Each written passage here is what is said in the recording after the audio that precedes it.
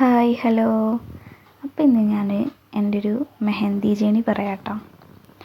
എന്താണെന്ന് വെച്ചാൽ എനിക്ക് ചെറുപ്പം മുതലേ മെഹന്തി ഇടാൻ ഭയങ്കര ഇഷ്ടമാണ് കേട്ടോ. അപ്പോൾ നിങ്ങൾ വിചാരിക്കുന്നുണ്ടാകുമോ എല്ലാ ആർട്ടിസ്റ്റുകളും ഇതന്നെ പറയാന്ന്. പക്ഷേ അങ്ങനെയല്ല കേട്ടോ. എനിക്ക് ചെറുപ്പം മുതലേ മെഹന്തി ഇടാൻ ഇഷ്ടമായിരുന്നു. അതായത് സ്കൂളിലൊക്കെ പഠിക്കുമ്പോൾ ഇപ്പോൾ ഹെഡിങ്ങൊക്കെ നമ്മൾ എഴുതുമല്ലോ, അതൊക്കെ ഹെഡിങ്ങൊക്കെ എഴുതുമ്പോൾ അതിൻ്റെ അടിയിലുണ്ടാവും ഒരു ഡിസൈൻ വരച്ചു കൊടുക്കും. അതുപോലെ മാർജിനൊക്കെ വരയ്ക്കുമ്പോൾ മാർജിന് പകരം ഒരു ഡിസൈനാണ് വരയ്ക്കുക. അങ്ങനെ ബുക്കിൽ പേനയിട്ട് നന്നായി വരക്കും. പക്ഷേ അത് കയ്യിലിടാറില്ല, ട്യൂബായിട്ട് കൈമടാറില്ല.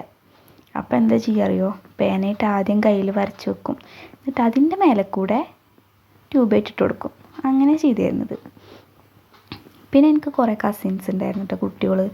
അപ്പോൾ അവർ ഇപ്പോൾ അടുത്ത് വല്ല കല്യാണങ്ങളോ അല്ലെങ്കിൽ പെരുന്നാളോ അങ്ങനെയൊക്കെ ഉണ്ടാവുന്ന സമയത്ത് അവർ വീട്ടിൽ വരും. അപ്പോൾ അവർക്കൊക്കെ ഞാനാട്ടോ എടുത്തിരുന്നത്.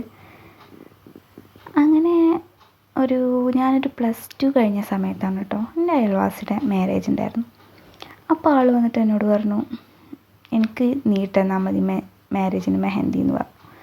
അപ്പോൾ ഞാൻ പറഞ്ഞു, അതൊന്നും എനിക്കിടാറിയില്ല.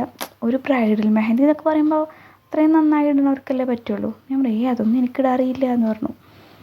അപ്പോൾ ആൾ പറഞ്ഞു, അതൊന്നും കുഴപ്പമുള്ളതല്ല, ഈ ഇട്ടോ, അങ്ങനെയൊക്കെ തന്നെയല്ലേ പഠിക്കുക എന്ന് പറഞ്ഞ ആൾ.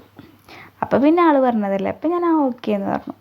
അങ്ങനെ ആൾക്ക് ഞാൻ 2 കൈയും ഫുള്ളായിട്ട് ബാക്ക് ഹാൻഡൊക്കെ ഫുള്ളായിട്ട് ഇട്ട് കൊടുത്തു കേട്ടോ. അപ്പോൾ ഡിസൈൻ കണ്ടപ്പോൾ, ഇട്ടതൊക്കെ കണ്ടപ്പോൾ എനിക്ക് തോന്നി, കുഴപ്പമില്ലാണ്ട് ഞാൻ വരയ്ക്കുന്നുണ്ടില്ലേന്ന്. അപ്പോൾ എനിക്ക് തോന്നുന്നു ബെറ്റർ ആക്കായിരുന്നു, ഒന്നും കൂടിയും ഒരു കോഴ്സ് എടുത്തിട്ടൊക്കെ പഠിക്കാൻ ബെറ്ററാവും, നമുക്കറിയാത്ത കാര്യങ്ങളൊക്കെ അറിയാൻ പറ്റും. അങ്ങനെയാണ് കേട്ടോ ഞാനൊരു മെഹന്തി കോഴ്സിന് ചേർന്നത്. ഇപ്പോൾ അത്യാവശ്യം കുഴപ്പമില്ലാണ്ട് ഇടാൻ പറ്റുന്നുണ്ട്. അപ്പോൾ ഇത്രേ ഉള്ളൂ കേട്ടോ എൻ്റെ ഒരു മെഹന്തി ജേണി. ഒരു കുഞ്ഞേ സ്റ്റോറിയാണ്. അപ്പോൾ നിങ്ങൾക്ക് എല്ലാവർക്കും ഇഷ്ടപ്പെട്ടെന്ന് വിചാരിക്കുന്നു. അപ്പോൾ എല്ലാവരും സപ്പോർട്ട് ചെയ്യണം കേട്ടോ, എല്ലാവരും സപ്പോർട്ട് ചെയ്യുക. അപ്പോൾ ഓക്കെ, ബൈ.